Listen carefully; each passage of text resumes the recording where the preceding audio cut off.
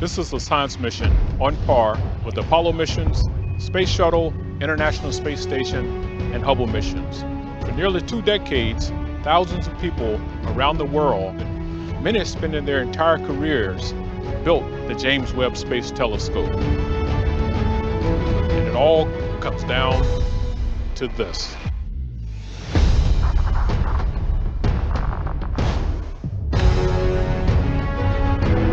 Once we launch the James Webb Space Telescope, there are no second chances. We have 300 single-point failure items, and they all have to work right. When you're 1,000,000 miles away from the Earth, you can't send someone to fix it.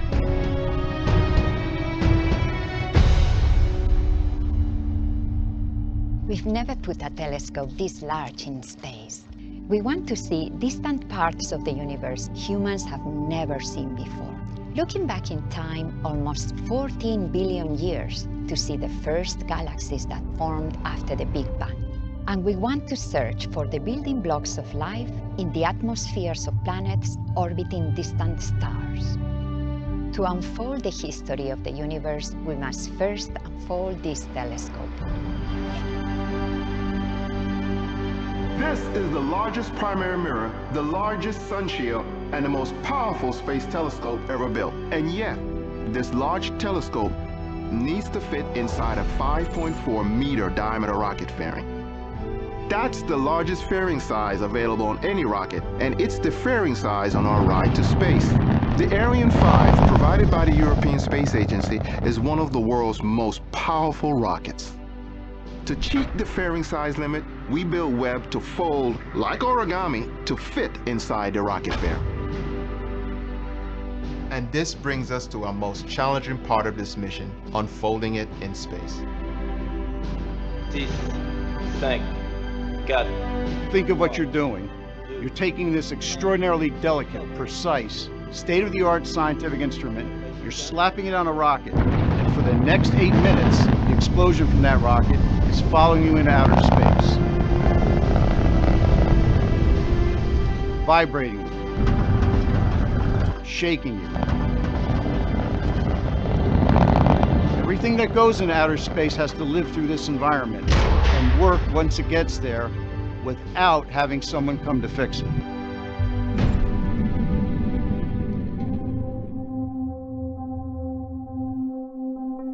Two weeks. That's how long it will take to fully deploy the Webb telescope. We can take longer if we need to, but those 2 weeks after launch are going to be nail-biters. This is the Mission Operations Center at the Space Telescope Science Institute in Baltimore. Those 2 weeks after launch will be like our Super Bowl, World Cup, you pick the analogy. Years of training comes down to these moments. The Webb Observatory has 50 major deployments, 50 depending on how you categorize them, and 178 release mechanisms must work to deploy those 50 parts. Every single one of them must work.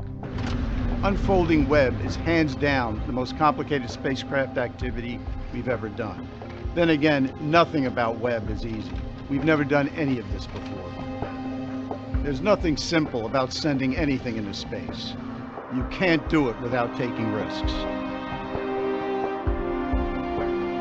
This mission is squarely in new spacecraft territory. Webb is the perfect example of science desire driving engineering capability to new frontiers. Webb's unique design was born from reasoned engineering to accomplish its science goals.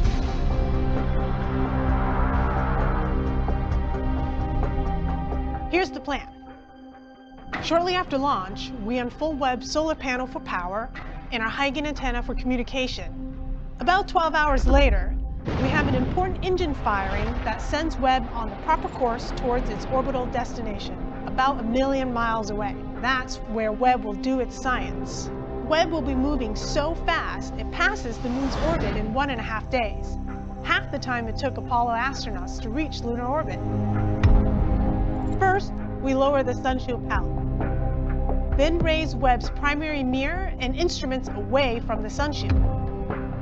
The solar wind will push us around with the sunshield open, so we'll unfold a trim tab to help keep us stable. We got these huge, iconic, golden segmented mirrors that will help us deliver amazing new images from the cosmos. But in some ways, the sun shield is a lot more complicated, and it's just as essential.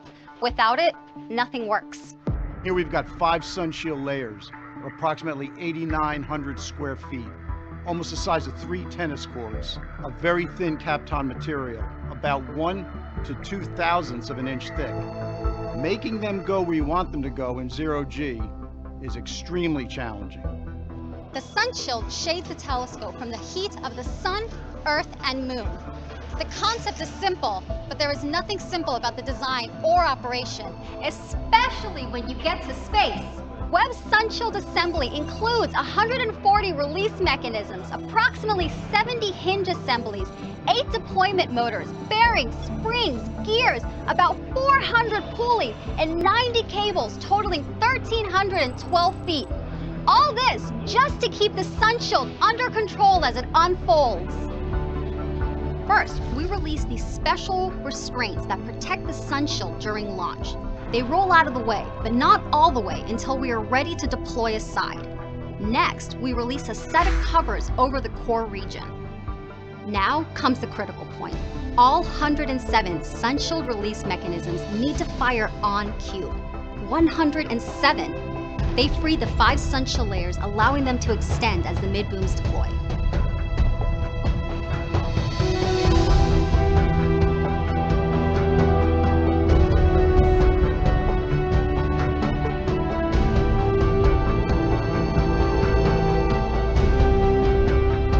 Sun shield fully deployed, we start setting up the optics. First, the secondary mirror is extended and locked into place, and a special radiator behind Webb is extended, which helps further lower the temperature of the science instruments. Finally, we open the primary mirror's wings and lock them in place. With that done, Webb is in its final configuration, but we're not done yet. After 47 deployments, and accomplishing the hardest spacecraft unfolding NASA has ever done, Webb still won't be ready for science. While the instruments cool, we'll control motors behind each of Webb's 18 mirror segments, a secondary mirror, and the fine steering mirror located inside the center of the primary mirror. We'll precisely align the mirror segments to form a perfect mirror. Then, Webb will be ready to explore the cosmos.